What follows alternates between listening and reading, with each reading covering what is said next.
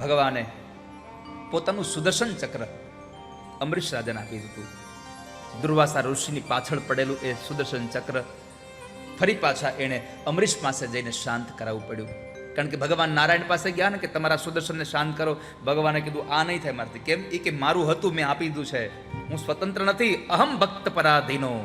હું ભક્તોને આધીન છું, હું સ્વતંત્ર નથી.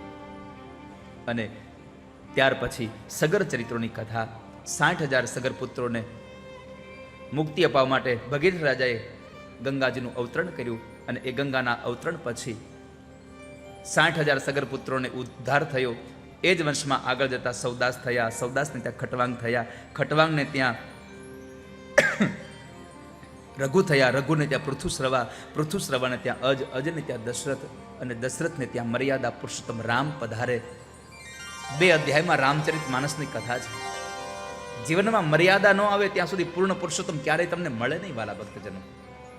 જીવનમાં મર્યાદા બહુ જરૂરી છે, આવશ્યક છે મર્યાદા. અને અહીંયા મર્યાદા રામચરિત માનસ 2 અધ્યાયનું છે. એમ તો 9 દિવસની છે, પણ અહીંયા ભાગવતની આગળ બે જ અધ્યાયોમાં ખાલી સંક્ષિપ્તમાં રામાયણ આપી છે. અને આમ પણ મને રામાયણમાં વિસ્તારથી નથી જવું એનું કારણ એ છે કે તમને બધાને રામાયણ આવડે છે. કેટલા લોકોને રામાયણ આવડે છે? હાથ ઊંચો કરો જરા. જેટલા લોકોને રામાયણ આવડતી હાથ ઊંચો કરો. મારો અવાજ કેટલા લોકોને સંભળાય છે? હા, તો તમને બધાને પૂછું છું, નામ નથી આવડતા નકર એમ પૂછે. જેટલા લોકોને રામાયણ આવડે છે એ હાથ ઊંચો કરો. એટલે જે હાથ ઊંચો નથી કરતા એ તમે ઓલી રામાયણ સમજતા છો ને. નો હોય એમાંથી ઊભી કરો. એ હું એ નથી કહેતો, હું તો આ રામની રામાયણની વાત કરું છું. બાકી તો મને ખબર જ છે તમને રામાયણ આવડે છે. નો હોય ત્યાંથી ઊભી કરે. કાંઈ ન હોય એમાંથી. અને અમુકનો સ્વભાવ જ એવો હોય કે જ્યાં સુધી બાંધે નહીં ત્યાં સુધી મજા ન આવે.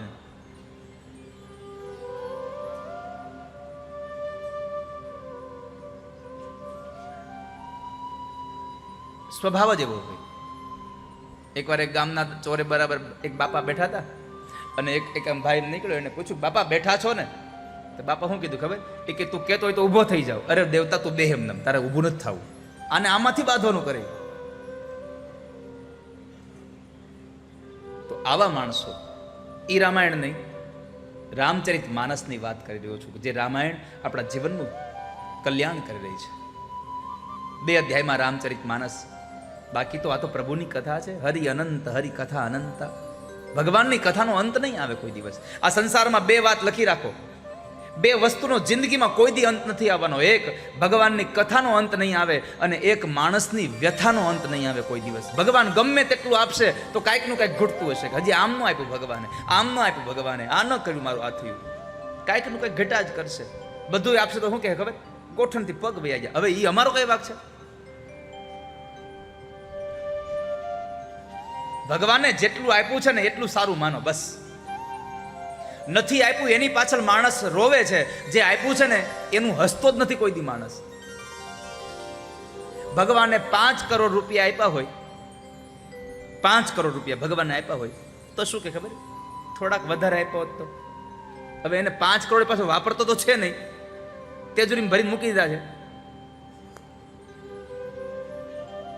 આપણને દુઃખી છે ને આ સંસારનું બીજું કોઈ નથી કરતું. આપણને દુઃખી આપણો સ્વભાવ કરે છે. જે પરમાત્માએ આપ્યું છે એને વાપરીને આપણે સુખ મેળવતા નથી. જે નથી આપ્યું એને મેળવવા માટે દોડીને દુઃખ ભેગું કરીએ છીએ. એ દુઃખમાંથી મુક્તિ અપાવે એની કથા એટલે રામચરિત માનસ છે. અને એ રામાયણનો પ્રારંભ કરતા થોડી વાર માટે ગૌસ્વામી તુલસીદાસજી મહારાજની કલમને વાંચીએ. શું રામચરિત માનસને ગાયું છે આ માણસ?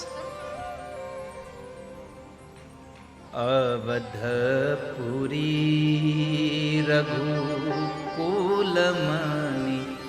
રાવ વેદ વિદિત તેહી દશરથ નામ ધર્મ ધુરંધર ગુણ નિધિ જ્ઞાની હૃદય ભગતિ મતી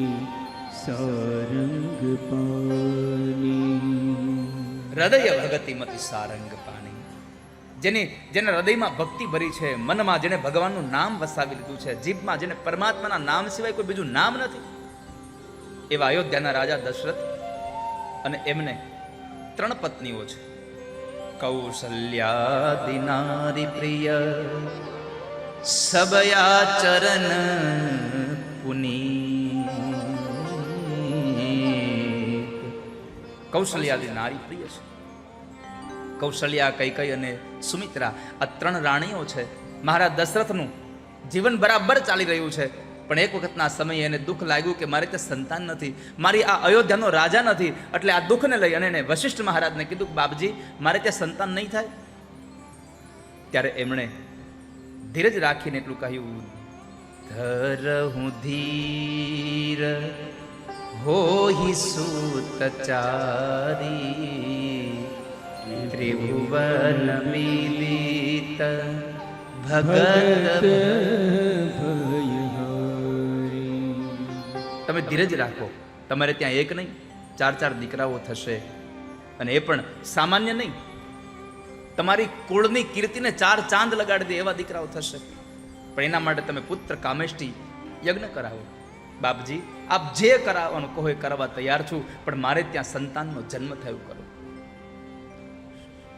યજ્ઞ કરે છે, અને યજ્ઞમાં બધા લોકો ખૂબ ભાવથી આહુતિ આપે છે.